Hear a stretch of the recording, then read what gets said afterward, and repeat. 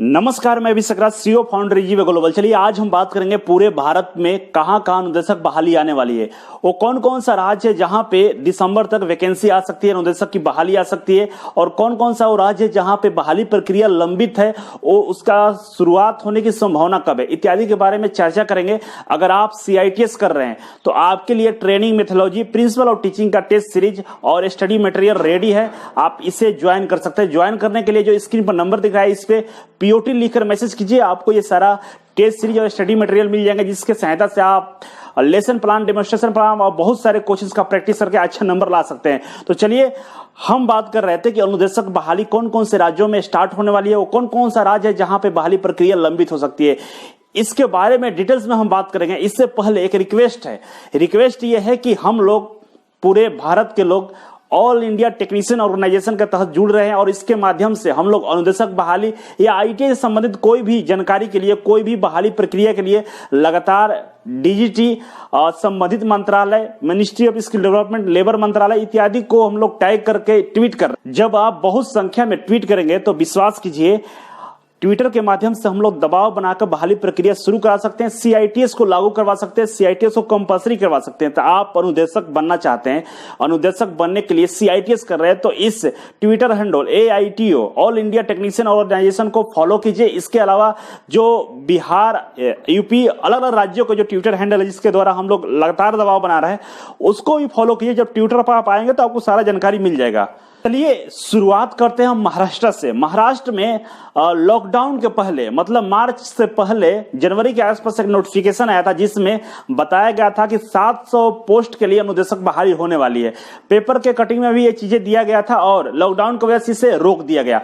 अंतिम बार जो महाराष्ट्र गवर्नमेंट में अनुदेशक बहाली हुई थी वो 2014 में हुआ था। 2014 में अंतिम बार वैकेंसी अनुदेशक की ली गई थी। इसके बाद कोई भी बहाली प्रक्रिया महाराष्ट्र सरकार की तरफ से नहीं शुरू किया गया था, लेकिन इस बार ऑफिशियल आदेश है कि बहाली प्रक्रिया शुरू की जाएगी, लेकिन इसका कोई एग्जैक्ट डेट नहीं बताया गया है कि कब शुरू होगा, लेकिन लॉकडाउन की वजह से रोका गया है। हो सकता है लॉकडाउन के बाद बहाली प्रक्रिया शुरू हो। इसमें CITS को कंपलसरी रखा गया है। अदर स्टेट वाले इसमें अप्लाई नहीं कर सकते, संभावनाएं कम है, इसलिए क्योंकि 10वीं क्लास में या आपको मराठी आना बेहद जरूरी होता है। अगर आपको मराठी आता है तभी आप इसमें अप्लाई कर पाएंगे। ये सारा डिटेल्स इसमें दिया गया, आप स्क्रीन पर देख रहे होंगे, और आपका कोई मराठी मित्र होगा तो उनसे ये नोटिफिकेशन देकर पढ़वाकर आप पता कर सकते हैं।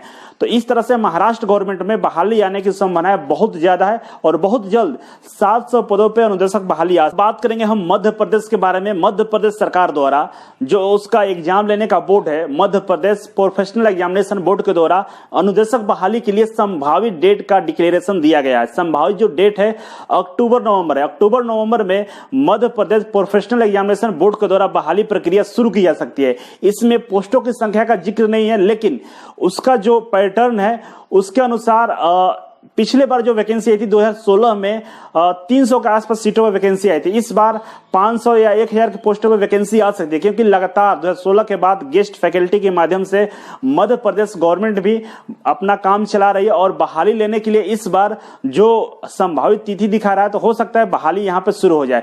मध्य प्रदेश के लिए जो CITS की स्थिति है वहां पे कंपलसरी नहीं है, लेकिन CITS क्वालिफिकेशन को वहां पे कॉलम में भरने के लिए बोलता है। वेटेज किसी तरह का नहीं दिया जाता है, लेकिन हो सकता है इस बार वेटेज का प्रावधान हो, क्योंकि DGT द्वारा बहुत सारा लेटर जारी करके स्टेट गवर्नमेंट को बताया गया कि CITS को 30% कम से कम वेटेज देना होगा। तो हो सकता है लागू हो। अभी ऐसा कुछ उसमें लिखा नहीं गया है, और जो एग्जामिनेशन होगा उसमें हिंदी, इंग्लिश, रीजनिंग, मैथ के भी क्वेश्चंस आएंगे, और इसके अलावा कंप्यूटर साइंस और टेक्निकल से आपसे क्वेश्चंस पूछे जाएंगे। इसके लिए भी आपको तैयार रहना होगा। गवर्नमेंट का, हरियाणा गवर्नमेंट द्वारा अनुदेशक बहाली प्रक्रिया शुरू की गई थी। बहुत सारे पोस्टों के लिए बहाली लिया गया था, जिसमें बीटेक डिप्लोमा के लिए जो पोस्ट थे उसके लिए एग्जाम भी हो गए, रिजल्ट भी जारी कर दिया गया है। बहुत सारे पोस्ट के रिजल्ट नहीं आया, लेकिन जो ITI इंस्ट्रक्टर के लिए जो वैकेंसी थी, जो ITI प्लस CITS क्वालिफिकेशन रखा गया था, उसके लिए जो बहाली प्रक्रिया थी उसका भी एग्जाम नहीं हुआ है, और बहुत सारे परीक्षाएं को रद्द कर दिया गया था। उसका फिर से फॉर्म भराया जा रहा था, जैसे Turner, fitter, fashion designing, swing cutting इत्यादि के फॉर्म फिर से भरवाया गया था। तो इनका एग्जाम लॉकडाउन के बाद दिसंबर तक हो सकता है। इसलिए आप लोग यहाँ पे तैयारी में लगे रहिए, और तैयारी करते समय ध्यान रखिएगा सिलेबस के अकॉर्डिंग तैयारी कीजिए, क्योंकि हरियाणा गवर्नमेंट का जो सिलेबस है उसमें टेक्निकल, नॉन टेक्निकल दोनों पूछता है, लेकिन टेक्निकल में 40 के आसपास क्वेश्चंस केवल और केवल आपके ट्रेड से होंगे, जिस ट्रेड से आपने अप्लाई किया होगा। टोटल 90 क्वेश्चन होते हैं, 90 क्वेश्चन, प्रत्येक क्वेश्चन का मार्क्स 1 नंबर होता है, निगेटिव मार्किंग नहीं होता है, ध्यान रखना है। बात करेंगे इस बार बिहार का, बिहार अनुदेशक बहाली के बारे में बात करेंगे। बिहार अनुदेशक बहाली जो प्रक्रिया थी बार बार कैंसिल की जा रही थी। एक बार तो CITS वेटेज को लेकर, कॉन्ट्रैक्ट वाले जो संविदा पे थे उनको वेटेज को लेकर कैंसिल किया गया। इसके बाद 10% जो जनरल कैटेगरी का आरक्षण देना था उसके लेकर भी कैंसिल किया गया था। लेकिन ये सारी चीजों को क्लियर करके, प्रपोजल को रेडी करके बिहार कर्मचारी चयन आयोग को दे दिया गया है। लेकिन बहाली प्रक्रिया अभी लंबित है और कर्मचारी चयन आयोग है वो अपने मन से कोई भी बहाली को रिलीज नहीं करता, नोटिफिकेशन नहीं निकलता जब तक संबंधित मंत्रालय और बिहार कैबिनेट द्वारा इसे जारी करने का नोटिस नहीं आता है। तो हम लोग को यहाँ पे थोड़ा सा सोचना होगा कि बिहार सरकार पे दबाव बनाया जाए। ट्विटर के माध्यम से बहुत सारे हमारे मित्र लगातार ट्वीट कर रहे हैं, लगातार दबाव बनाने की कोशिश कर रहे हैं। तो हम लोग संगठित होकर इस पे अगर आवाज बुलंद करेंगे तो हो सकता है फ्यूचर में बहाली प्रक्रिया शुरू हो जाए। क्योंकि जो सरकार थी, जो संविदा वालों को उनका जो कार्यकाल था उनको बढ़ा दिया गया है और अभी इंस्ट्रक्टर थे उनके बारे में कोई निर्णय नहीं लिया गया। लेकिन सरकार पूरी तरह से कोशिश में कि गेस्ट वाले को ही कार्यकाल को आगे बढ़ाया जाए। और जब गेस्ट वाले का कार्यकाल आगे बढ़ेगा तो जो बिहार कर्मचारी चयन आयोग को प्रपोजल दिया गया है नोटिफिकेशन निकालने के लिए, वो उसमें देरी हो सकता है, रुक सकता है। क्योंकि श्रम संसाधन विभाग प्रपोजल तो दे दिया लेकिन नोटिफिकेशन निकालने का आदेश नहीं दिया है। जब तक आदेश संबंधित मंत्रालय से नहीं मिलेगा बिहार कर्मचारी चयन आयोग नोटिफिकेशन को नहीं निकाल सकता है। तो इसीलिए जो बिहार का संगठन है, CITS का संगठन है, इनके अध्यक्ष से इनके जो सचिव है या संगठन में बहुत सारे लोग सक्रिय रूप से जुड़े हुए हैं, ट्विटर पे हैं, टेलीग्राम पे ग्रुप बना हुआ है, व्हाट्सएप पे ग्रुप है, वहां पे चर्चा करके क्या आगे रणनीति तय करना होगा आप इन लोगों से जुड़कर सहमति ले सकते हैं। और कल 5 तारीख को ट्विटर पे ट्वीट किया जाएगा, तो रीट्वीट करने के लिए आप ट्विटर हैंडल को फॉलो कर सकते। इसके बाद हम बात करेंगे उत्तर प्रदेश गवर्नमेंट का। उत्तर प्रदेश अनुदेशक बहाली के लिए बेहद ही जो न्यूज है काफी निराशाजनक न्यूज है। क्योंकि उत्तर प्रदेश जो CITS संगठन था उसके द्वारा इलाहाबाद हाई कोर्ट में केस किया गया था CITS कंपलसरी करने के लिए और उसको लेकर पिछले 2016 से ही लगातार बहस जारी है, 2014 से लगातार बहस किया जा रहा है और 2020 में फैसला आने वाला था। जैसे ही फैसला आने वाला था और फैसला को 2 जजों की टीम ने फैसला सुरक्षित रख लिया था, लेकिन उसमें से एक जज रिटायर कर गए। इसके वजह से जो फैसला आना था वो नहीं आ पाया। एक जज रिटायर होने के कारण बहाली प्रक्रिया में विलंब हो सकता है, फैसला आने में विलंब हो सकता है कि अभी फिर से बहस कराया जाए। तो काफी स्थिति खराब है। इंस्ट्रक्टर बहाली, उत्तर प्रदेश अनुदेशक बहाली में 1 साल विलंब हो सकता है मेरे अनुसार। इसके लिए जो उत्तर प्रदेश का CITS का संगठन है वो लोग लगातार मेहनत कर रहे हैं और जरूरत है कि जितने भी CITS हैं उत्तर प्रदेश से उनका सहयोग करें और आगे जो बहस है, जो कोर्ट का जो मामला है उसको आगे बढ़ाकर जल्दी से सॉर्ट आउट करके हम बहाली प्रक्रिया को शुरू किया जाना चाहिए। और लगातार हम लोगों को यहाँ पे दबाव बनाना पड़ेगा। जब तक आप सरकार पर दबाव नहीं बनाइएगा, जैसे भी हो, या तो कोर्ट के माध्यम से या पर्सनली, जैसे भी हो आप दबाव बनाकर सरकार के सामने अपना विचार रखेंगे, तभी जाकर बहाली प्रक्रिया जल्दी शुरू हो सकती है। तो जितने भी उत्तर प्रदेश के CITS करने वाले दोस्त हैं वो लोग भी ट्विटर पर फॉलो कीजिए, वो लोग भी संगठन से जुड़िए और इसके खिलाफ जो भी आपको लगता है वहां पे जो अध्यक्ष है उनसे मिलकर आवाज उनका बुलंद कीजिए। तो चलिए अब झारखंड अनुदेशक बहाली के बारे में, झारखंड अनुदेशक बहाली की जो न्यूज है उसके बारे में आपको बता दें कि पूरे झारखंड में अनुदेशक की भारी कमी है। लगभग 10 अनुदेशक भी नहीं होंगे।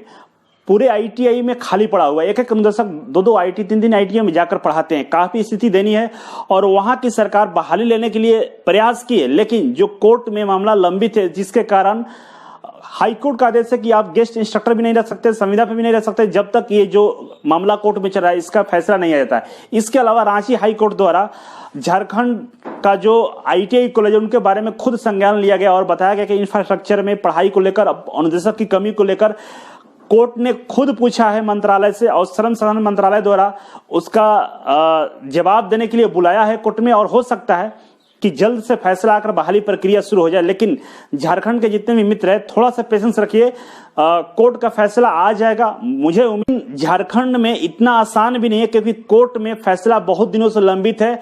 तो मैं वहां के जो CITS के जो संगठन है उन लोगों से मैं कहना चाहूंगा, जो CITS के लोग हैं उन लोगों से मैं कहना चाहूंगा आप लोग एक बार फिर से जो आपका मामला लंबित पड़ा हुआ है कोर्ट में उसके लिए कार्रवाई कीजिए, कुछ उपाय लगाइए, वकील से मिलिए, कोर्ट जाइए, क्योंकि बहस कराना बेहद जरूरी है। जब तक बहस नहीं होगा, डिसीजन नहीं आएगा, बहाली प्रक्रिया रुकी रहेगी और नुकसान आपका होगा।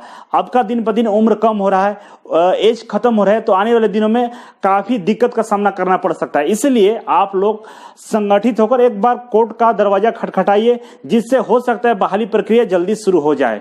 भारत के सीआईटीएस करने वाले लोग, आईटीआई करने वाले लोग, सारे लोग ट्विटर पे आ रहे हैं और हम लोग ट्विटर के माध्यम से ट्वीट करने जा रहे हैं प्रधानमंत्री कार्यालय को, डीजीटी को, मिनिस्ट्री ऑफ स्किल डेवलपमेंट को और स्टेट गवर्नमेंट के जो हमारा आईटीआई, जिसके अंदर में आईटीआई चलता है, लेबर डिपार्टमेंट हो या स्किल डिपार्टमेंट हो या जो भी एम्प्लॉयबिलिटी एक्सचेंज हो इत्यादि जो भी संस्था हो आपके राज्य में, उन सारे मंत्रालय को टैग करके, उन सारे संगठन को टैग करके हम ट्वीट कर रहे हैं, दबाव बना रहे हैं। तो आप लोग भी आइए, क्योंकि जब आप लोग आएंगे तभी दबाव बन सकता है और बहाली प्रक्रिया शुरू हो सकती है। क्योंकि सरकार के पास मैसेज जाना चाहिए। जो नीचे वाले लोग हैं ना, जो मंत्री विधायक स्तर के जो लोगों को पता नहीं होता है ना कि हमारे मंत्रालय में क्या चल रहा है, जब तक हम लोगों को याद दिलाएंगे, जब तक उन तक मैसेज पहुंचाएंगे, तो इस पे हमारे प्रतिनिधि लोग जो मंत्री हैं, विधायक के, वो लोग इस पे एक्शन लेकर बहाली प्रक्रिया शुरू कर सकते हैं। क्योंकि बहुत ज्यादा संख्या में बहाली रुकी हुई है पूरे भारत में, और पूरे भारत के जब सीआईटीएस इंस्ट्रक्टर इस तरह से